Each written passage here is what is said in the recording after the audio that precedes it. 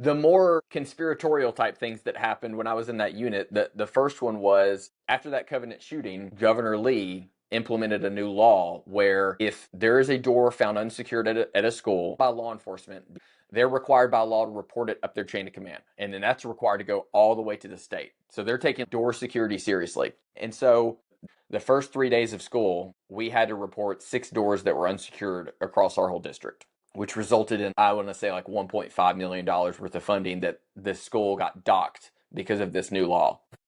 Yeah. Serious consequences, as they should be. And so you would think that if the priority was safety and security of the students, law enforcement, whatever, you would think that they would address complacency. They would say, okay, Yes. we need to figure out why people are leaving these doors unlocked so that this doesn't happen anymore. Not just because we're going to lose money, but also in case one of these psychopaths come to our school and try to kill our kids that we cherish so much. You would think that's what they would do, but that's not what happened.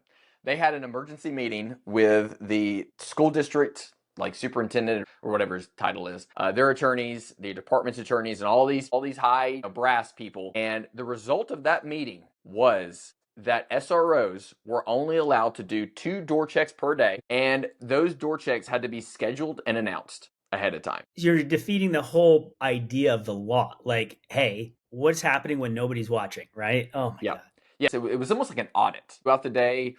You'd walk around, check the school, make sure, and it's like, hypothetically, if a shooter were to show up right now, could they gain access? You don't know when Yep. it's going to happen. You Yep. don't know when I'm going to check, and I'm going to check. Before the law was enacted, it was a slap on the wrist. Hey, keep your door closed. After the law, obviously more of a consequence, as it should be. And so they're saying these audits now have to be scheduled and announced, and you're only allowed to do 2 per day.